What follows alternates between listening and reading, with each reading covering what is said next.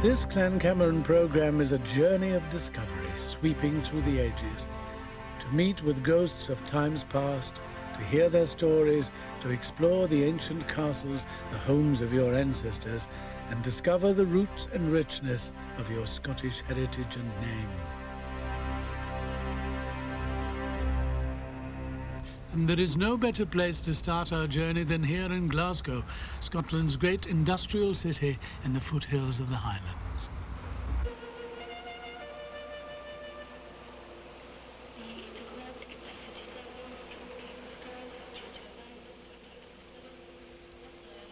Today, people come from all over the world to visit this historic city. But 200 years ago, these bustling streets were thronged with people here for a very different reason. Some following hardship in the Highlands, others seeking opportunity and adventure, came here to the port of Greenock in the Firth of Clyde, where they took ship for the Americas, and later for the younger countries of Australia and New Zealand, an emigration which continued almost to the middle of this century. But wherever they went in the world, these millions of Scots took with them the heritage, the sense of history, the traditions of this, their homeland.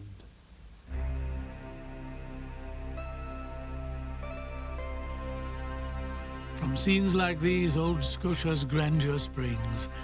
It makes her loved abroad, revered at home. From the towering snow-capped highlands in the north, through the purple-heathered glens of swirling mist, and onto the softly rolling hills of the borders, this ancient and beautiful land of Scotland is held dear in the hearts of millions of Scots worldwide. The story of Scotland and of her peoples is as complex and diverse as the many different cultures and traditions which have merged to form this most unique of countries. Cultures which have clashed through time, Highland and Lowland, Jacobite and Hanoverian, and yet have given birth to the stirring romanticism of the Gaelic lordship of the Isles, and to the remarkable achievements of the royal House of Stuart.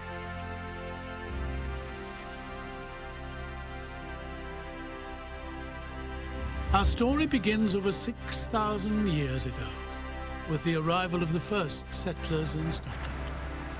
These early pioneers discovered a deeply forested land, brooding and impenetrable. They settled along the coast and on the riverbanks. They lived by fishing and hunting in the dark woodlands.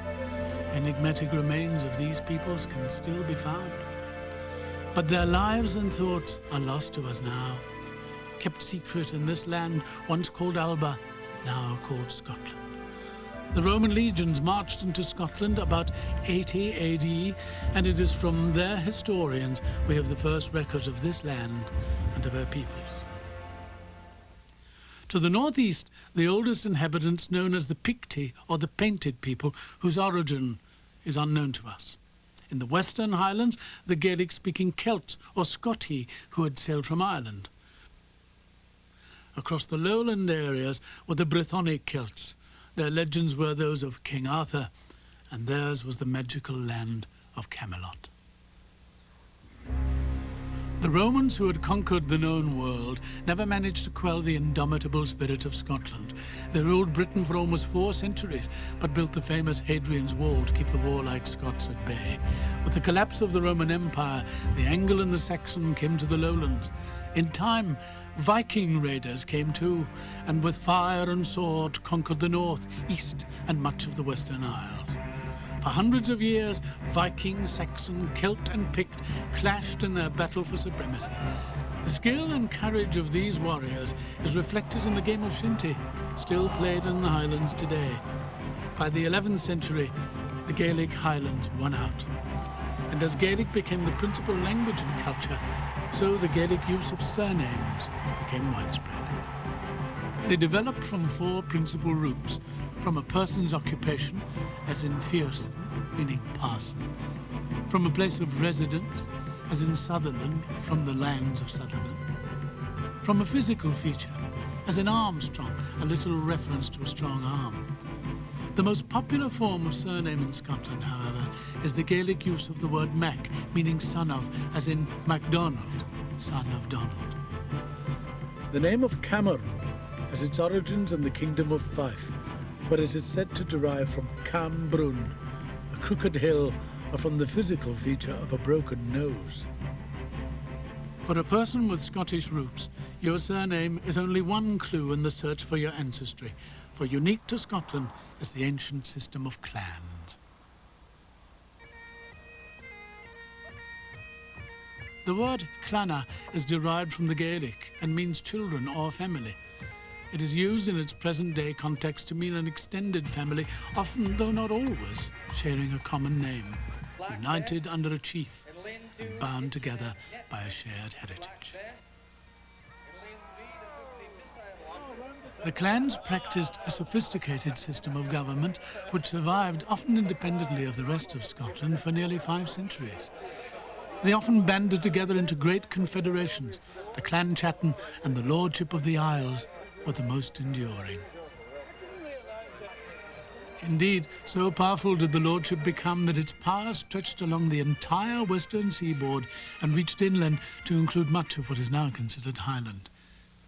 Few today know more about this age-old method of kinship and government than Rob MacDonald Parker of the Clandonald Centre at Armadale. The clans in Scotland have been around since the 11th century and probably beyond that. The word clan is an old Gaelic word which means children. A closer description would perhaps be kin. The clans as we know them today are probably much later. After the lordship of the Isles collapsed in the 15th century, the families kind of broke out into their own separate branches, and groups such as the Keppochs and the Glengarrys identified themselves much more clearly under a clan chief. By and large, they lived very democratically, particularly through the period of the lordship of the Isles, where on the council meetings, MacDonald sat at the head of the table, but he was surrounded by MacLeans and MacLeods and McKinnons and other clans who equally had a part in this council. And they traded and they bartered and they arranged marriages and they passed laws and they heard complaints. And while the rest of the world would believe we were all red-haired, hairy Highlanders running out of the heather, I think there was some form of government that was quite beyond what was happening in other places. Well, the structure, of course, was the chief would be at the head, considered in the clan terms as the first amongst equals. His lieutenants, or his right hand, so to speak, would be the closest members of his family, and throughout the clan it would descend in order of your closeness to the chief. And the way this was interpreted was the job of the Shenachie, which is the Gaelic historian. And his job was to remember all of the family descendances. And obviously the closer you could be to the chief, the better status you had within the clan. Obviously up until the Second Rebellion in 1745, the clans operated quite well under their clan chiefs. But after the Battle of Culloden, the whole system collapsed, and in 1746 the Prescription Act was passed by the government, which insisted that the families, the children of the chiefs, had to go south for education. And of course they came back anglicized as opposed to being Highland. The family still comes into it. Today I meet American clansmen, Australian clansmen, and I feel as if I've known them all my life. They're invited to my home, I'm invited to their home, and we only met each other maybe 10 minutes before, and it's just there's a complete relaxation and trust of a fellow clan member. I go to America once a year to speak to the Clandonald USA annual general meeting, and I'm always amazed that having made the long journey from Scotland to America, when I get there and I walk in, it's almost like I've just been next door for the last year. People say, "Hi, Rob," like they see me all the time, and it's wonderful. It's a wonderful relationship.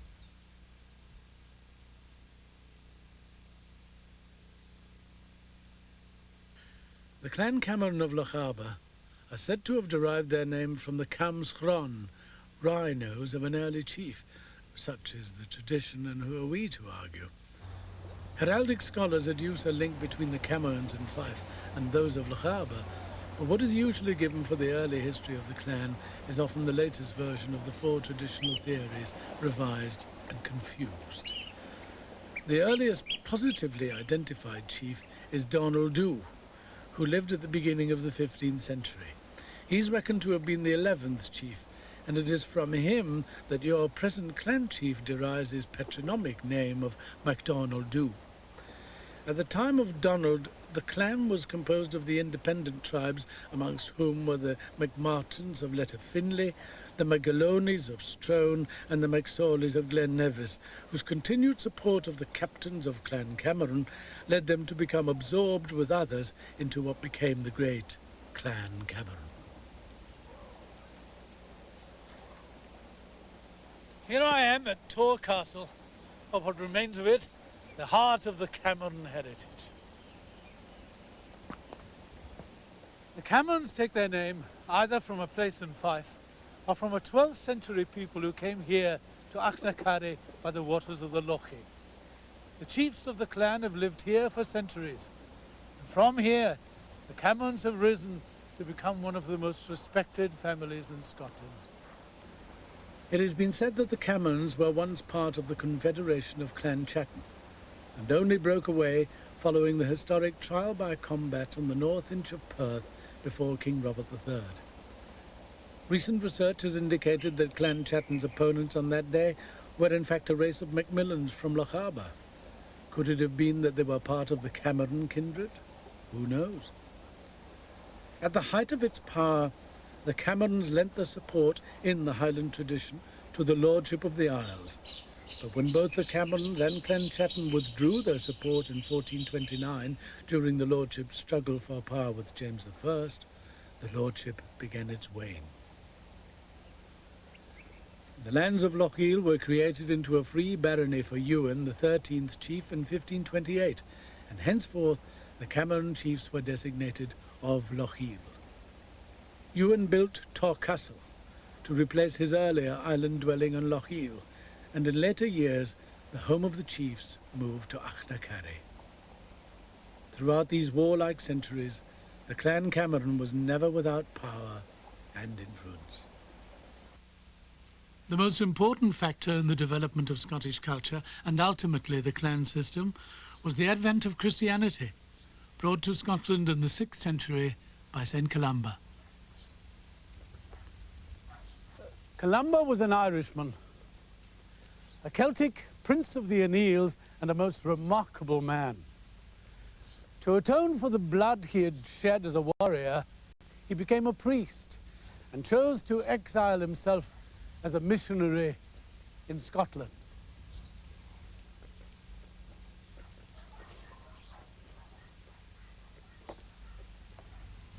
He arrived in Dalriada in 563, just at a time when the Christian Scots had been crushed by the pagan Picts.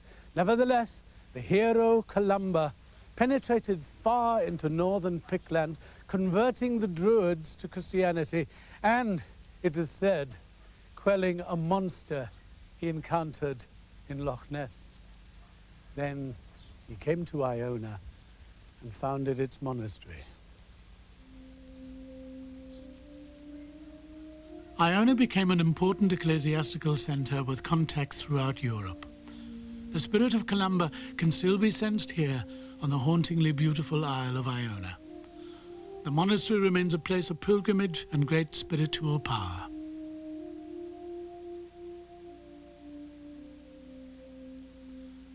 The shared Christianity of Celt and Pict created an atmosphere of mutual trust and intermarriage. Here once stood the ancient city of Scone, the very first capital of Scotland and the heart of its history and faith. For this is a place of kings.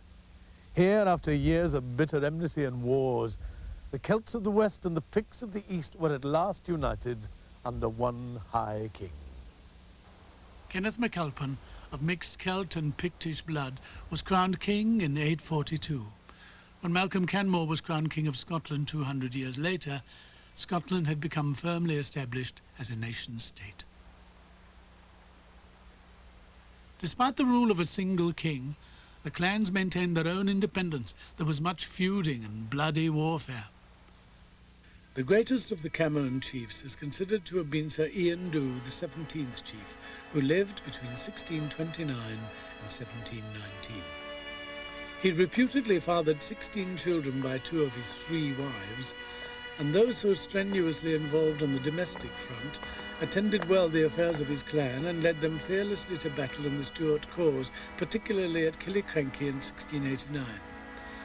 In 1665, the chief of the Macintoshes, as captain of Clan Chattan, invaded Lochiel's land at the head of a large force to pursue ancient claims to the lands of Tor Castle. Campbell of Breadalbane, who was related to both men, intervened with his men by threatening to take the part of whichever side was attacked. Argyll, the chief of all the Campbells, then gave Lochiel the cash to buy out the Macintoshes' claim. The centuries-old feud was thus resolved, leaving Macintosh in name only as captain of Clan Chattan.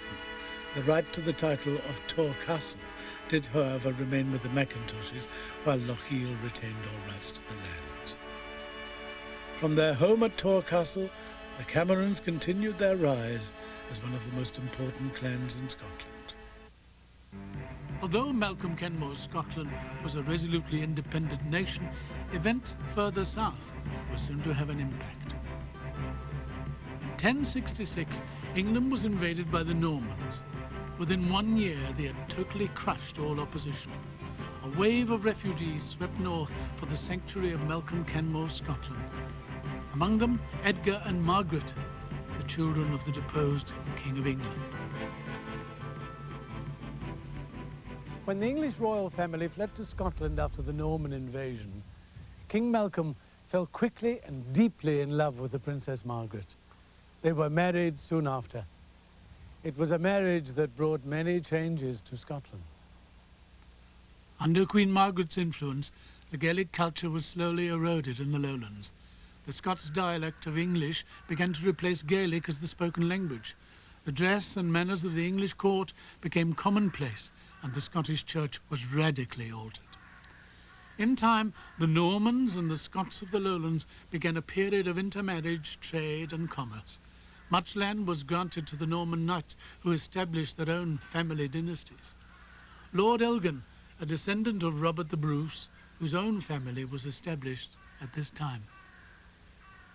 I think you would usually say that it was families north of the Highland line in Scotland, where a great chief, the strongest member of a family, had established himself and his descendants, all of whom consider themselves descended from the original chief. Sometimes he was undoubtedly a figure which could be pointed out historically. Other times, I believe you might almost say that it was a figment of the imagination. But still, this feeling that every member was directly descended from the original chief.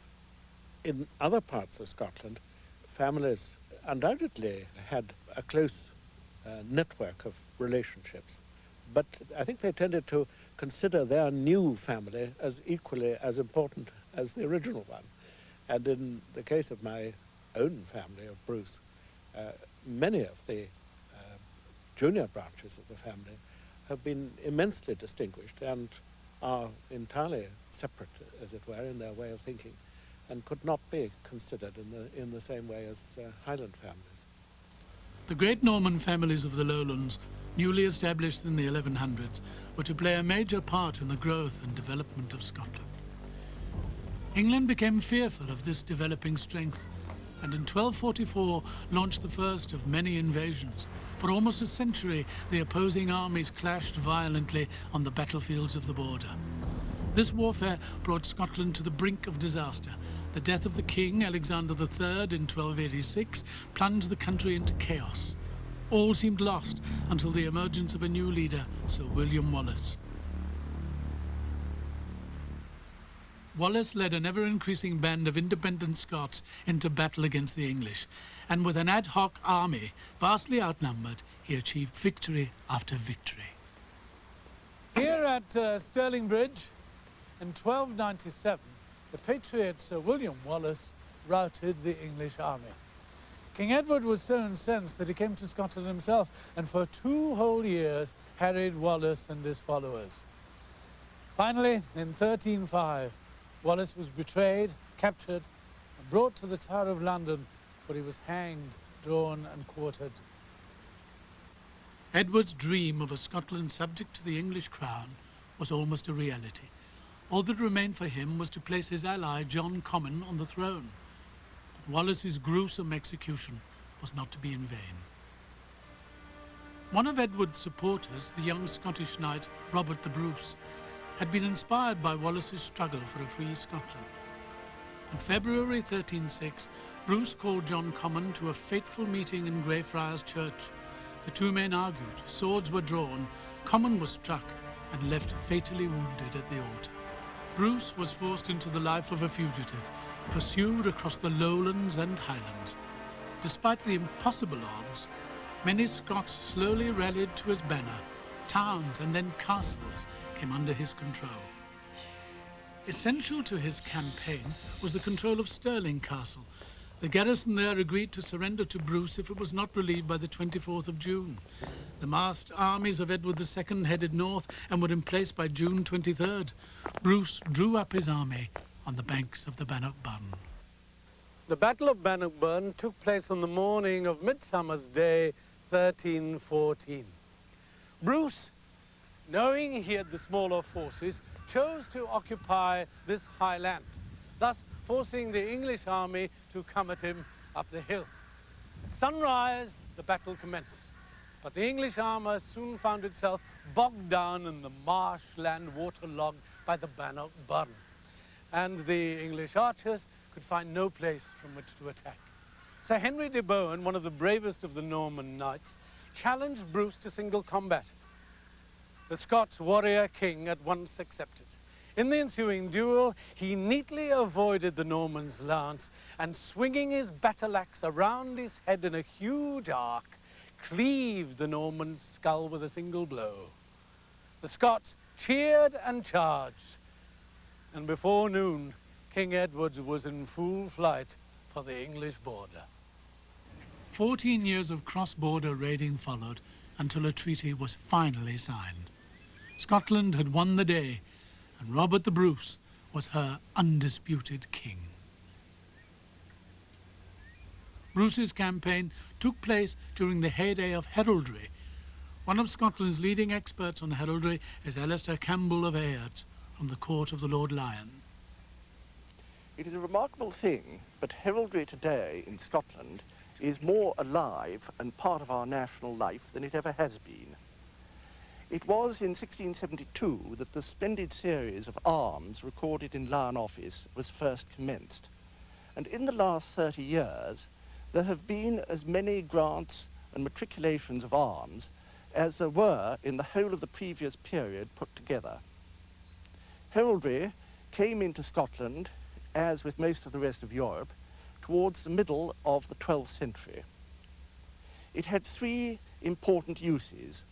The first, for personal identification, for people who were clad in all-enveloping armour, which might well have led to an unfortunate mistake in the heat of battle. Secondly, as a means of locating leaders in the field. And thirdly, very importantly, in the form of personal seals, as a means of authentication of important legal documents in a day and age when very few people, apart from the clergy, were capable of signing their own names. To make the system work, it required control, and here we see the arrival of the heralds.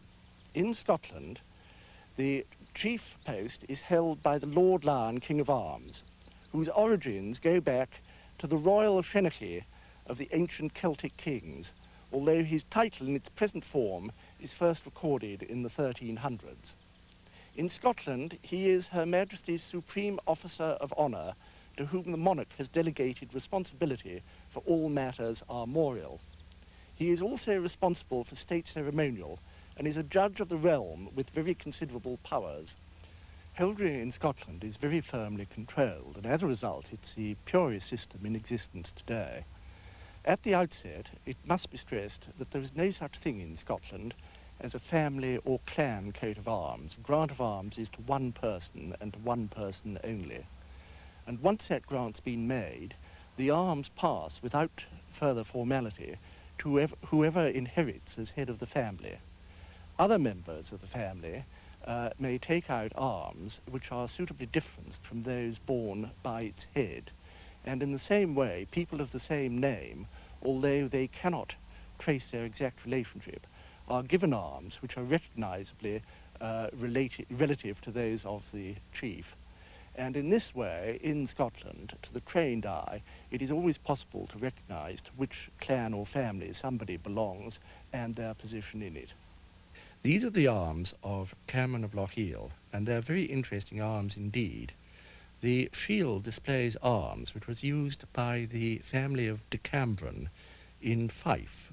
There is a village of that name there, and the indications are that they were of Flemish origin because, again, in Flanders, there is a village with the name of Cambron, which is only 25 miles away from Oudenaarde, and as early as 1218, the Oudenaarde family were in fact using the arms that you see here. His supporters are two splendid savages, suitably clothed around the middle with a laurel wreath and carrying poleaxes. His crest is a sheaf of 5 arrows, properly coloured, bound together with a red ribbon.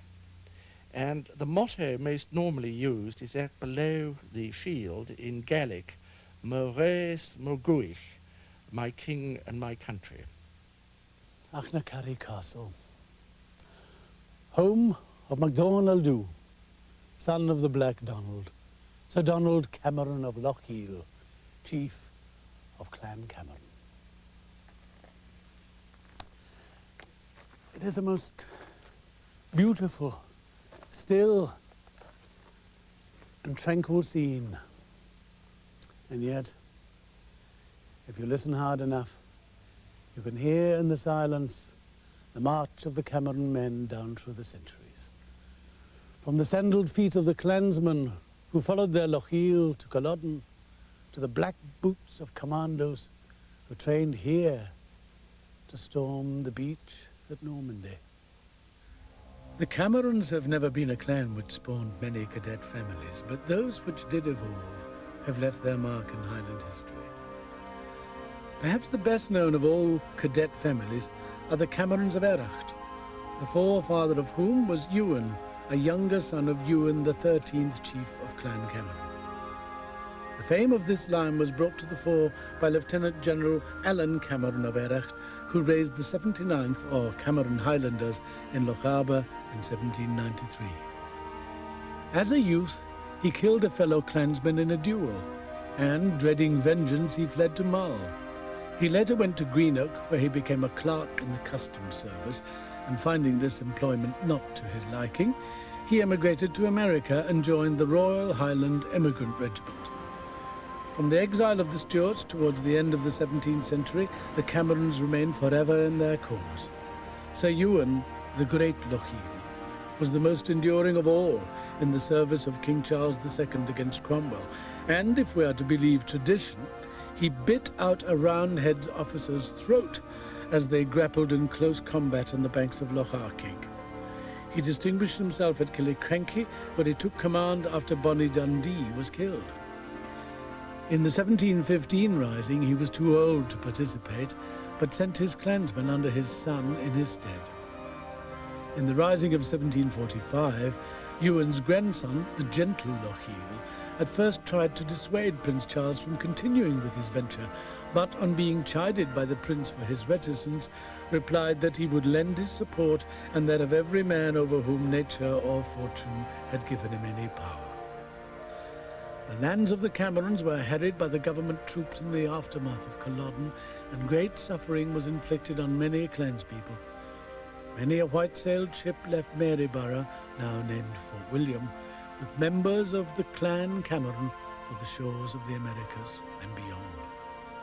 Achnacari was burned to the ground, and Lochiel's estates lay forfeit. They were fortunately regained by his grandson. As a Highland clan, the Camerons suffered greatly, first during the demise of the lordship of the Isles, and later following the Jacobite defeat at Culloden. And yet, despite these setbacks, Clan Cameron and all of its affiliated families continue to hold, wherever they travel to in the world, all of the noble attributes of the Highland traditions.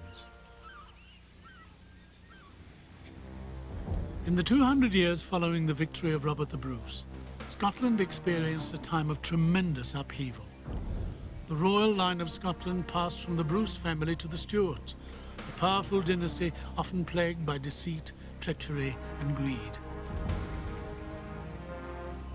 They sought to bring the clans of Scotland under their direct rule, to subdue the ancient Gaelic culture of the Highlands, a society based on equality, fair laws, and the code of hospitality, while the lowland system of government was feudal in nature. From the 14th to the 17th century, the Highlanders were continually harried by lowland armies who gradually won control. The age-old culture of the Lords of the Isles was passing into history.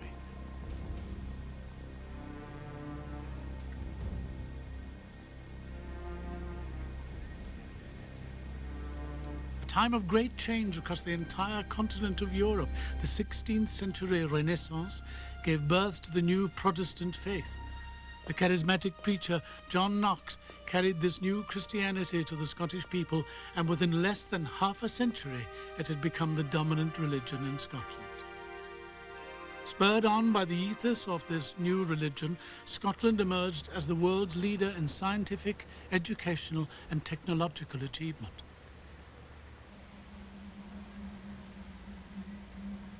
However, not all were converted to this new faith, among them the royal house of Stuart.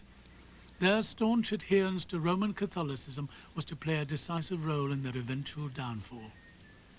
In 1542, a week-old baby, Mary Stuart, became Mary, Queen of Scots. 6 years later, she was sent to France and returned at the age of 17 to take her place on the Scottish throne. Scotland was unprepared for her beauty and passionate nature. Her youthful charm won her many admirers and many enemies.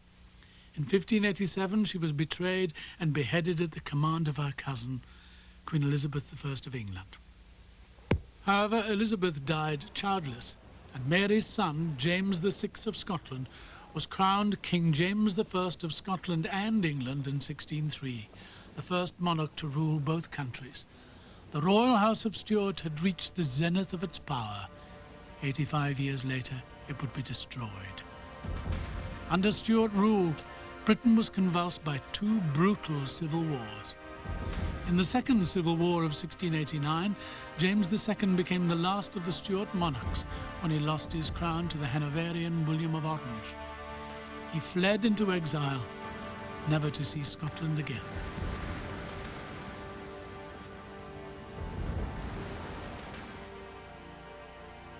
The Stuart dynasty was to attempt to regain the throne one last time.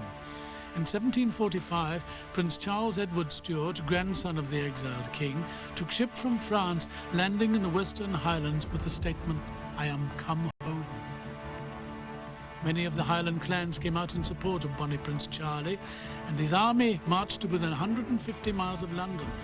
Realizing that no English would join him, he retreated to his Scottish headquarters at Culloden near Inverness. He was followed by an English army led by the Duke of Cumberland.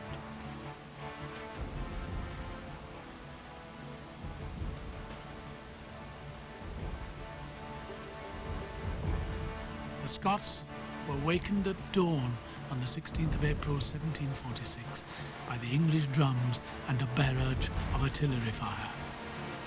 In less than half an hour, all the dreams and ambitions of Bonnie Prince Charlie and his supporters had been blown away in the smoke of battle. Cumberland showed no mercy. The wounded were slaughtered where they lay, and those captured were burned alive. With the defeat at Culloden, Charlie's year, or Blina Charlic, as it's called in the Gaelic, was all but over. Cumberland sent out his troops in pursuit of those who had been out with Charlie. The government soldiers set fire to their houses, drove out their cattle, and laid waste to their lands. The Camerons under Lochiel were the first to engage the enemy. So ferocious was their attack that it was said they were the bravest clan of all that day. Lochiel himself was wounded but escaped to France, where he died, and the Cameron lands were made forfeit. After nearly 400 years, the Stuart dynasty had finally come to an end. For the clans, Culloden was the final crushing blow. The victorious Hanoverian government in London began to systematically dismantle the Scottish nation to ensure that Scotland could never again threaten English power. Scottish people were forbidden to wear the tartan, denied the right to carry weapons, even forbidden to play the pipes.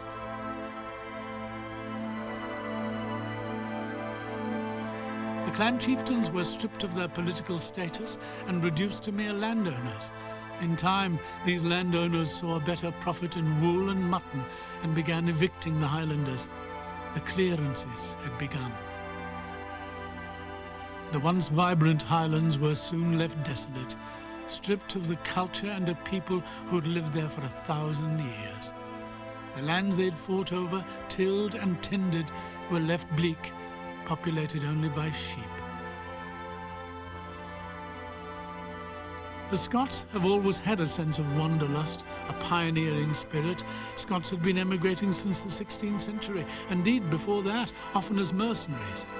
But during the mid-18th century and on, they were actively encouraged to emigrate to the new worlds, America, Canada, Australia, and New Zealand. Agents toured the country, employed by the various colonies to attract new settlers. The spirit of the Scots was spurred on by the lure of adventure and the opportunity to own land, land that could be passed on from generation to generation. The forfeited Cameron estates were returned in 1784 to the chief, Donald. He knew nothing of his kin. What he did know was that his estates were burdened with debt. He began to clear his debts by clearing his tenantry and by leasing his lands to lowland sheep farmers. The Camerons left for a new life in Canada. Facing the new lands with courage and determination, they built a homeland for the many Camerons that would follow. They established their own Lochiel. The Camerons have always been a warrior clan. Continuing in this tradition, Alan Cameron of Airecht raised the 79th Highland Regiment, which fought valiantly in the Napoleonic Wars from Bergen to Waterloo. The Camerons have also distinguished themselves off the field of battle. Charles Cameron, the noted architect, laid out much of Leningrad for the notorious Catherine the Great, Tsarina of all the Russias. Another Cameron, Verney, was the first European to cross Central Africa from coast to coast. He also explored the area where the Congo and Zambezi rivers rise. On the other side of the world, the Camerons are no less distinguished. David Cameron joined the Hudson Bay Company in Canada, becoming superintendent of mines. He became a justice in 1893 and later became a judge of the Supreme Court.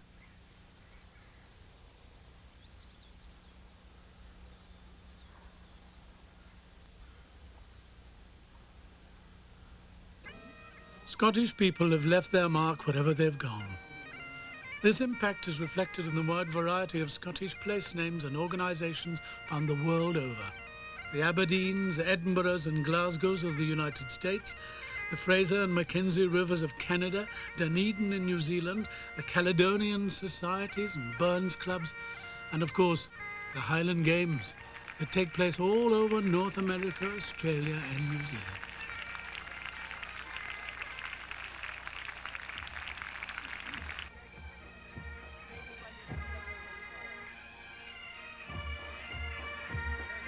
For many people of Scottish descent, tracing their ancestral roots is an important way of tracing the richness of their heritage. Stuart Reid outlines some important points for the would-be genealogist.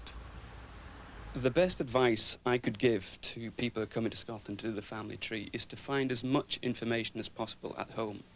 Now, the best way to do that would be to ask their immediate family, other relatives, perhaps there's a family Bible, anything they can get. The objective would be to find a Scottish link. Now, by that I mean a birth, marriage or death that took place in Scotland. Once you'd ascertained a proper Scottish connection, that's the point to actually go to the record office or use a professional genealogist, and they would then take it back from there. Now, let's say it was an 1865 birth or something like that. There would be a copy of that birth certificate at the record office, which would take you to the next necessary step, for example, the parents' marriage, and so on and so on. It's difficult to say how far you can get back, because every case is completely different. But generally speaking, you're doing pretty well if you get back to the mid-1700s. It is possible to find living relatives in Scotland. A lot would really depend on whether they remained in Scotland and had issue. For example, let's say somebody's grandfather left Scotland. He may have had brothers and sisters who stayed in Scotland. So it is possible to see whether they had children and so on up to the present day. So the bottom line is yes, we can trace living relatives in Scotland.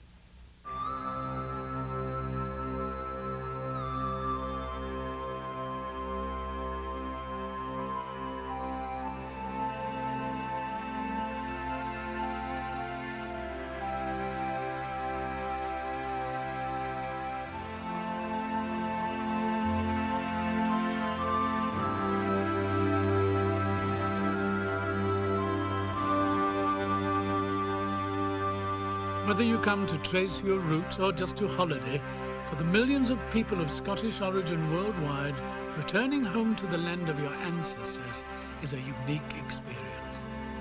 Everywhere you go, and it's so easy to go everywhere, the friendliness of the people awaits you. There are no strangers, only friends you haven't met yet. Secluded villages and stunning surrounds are home to the many traditions and amenities for which Scotland is famous. Among these, it boasts the finest salmon fishing in the world.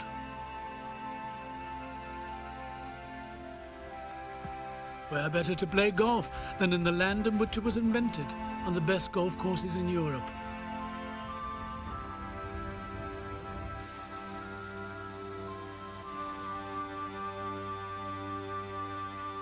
Whisky distilling is an ancient Scottish art, and people can visit the many distilleries all over the country. And of course, probably the most famous tradition of all, the tartan. Few in Scotland today know more about this age-old Scottish craft than Tony Murray. The earliest documentary evidence of tartan doesn't appear until the mid-16th century. But there is absolutely no question that tartan is of much greater antiquity. It was not clan tartans as we know them today, but patterns which ranged from the very simple, that of the earliest known specimen of what some people would call tartan, a piece of cloth stuffed in a jar of Roman coins and found in the Falkirk area. It was purely a simple check of two colours, two shades of undyed wool, probably just the product which came to hand, the clippings of some ancient sheep, woven into a pleasant dice of black and white, what today we would call a shepherd's plaid. It was not known as a tartan then. Tartan did not have names. It was not really until much later that tartan acquired names, and especially those of clans. Up until the 18th century, tartan was very much the idea of the local weaver.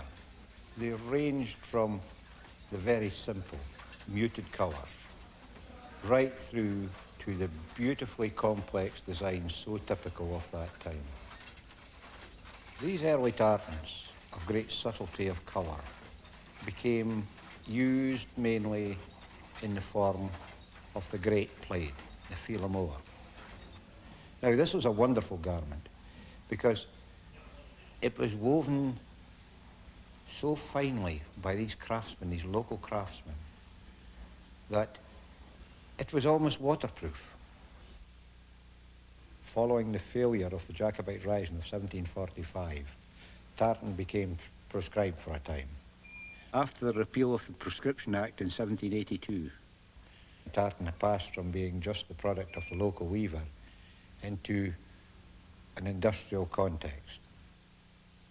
With the rise of the industrialisation of tartan, an ethic of applying clan names to the various patterns arose, and this reached its height around 1822 when Sir Walter Scott stage managed the great visit of George IV to Edinburgh.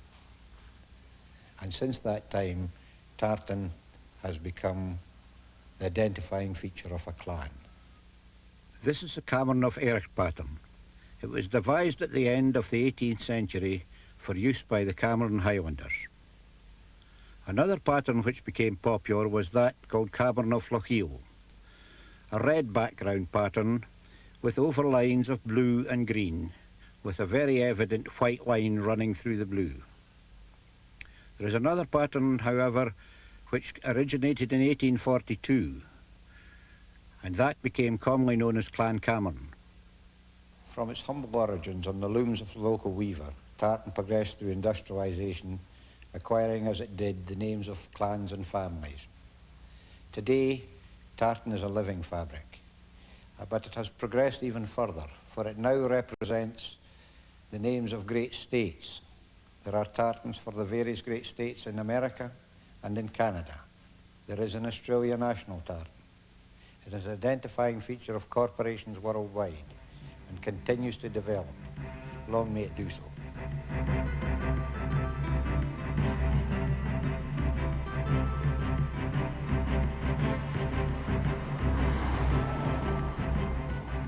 And when we leave the silence of the countryside, the splendour of Scotland's great cities awaits us, as we find ourselves enwrapped in the still vibrant culture of the Scot.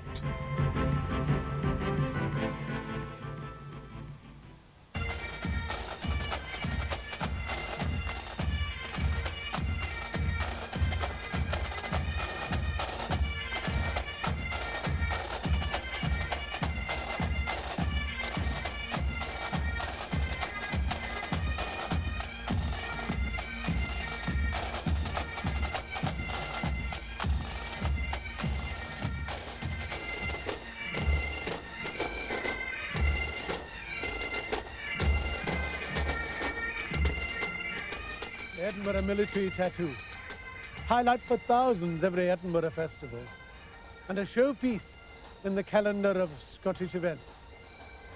In the wide open spaces of the Esplanade, the pipes and drums of every Scottish regiment wait to carry the sounds of Scotland into the Edinburgh night.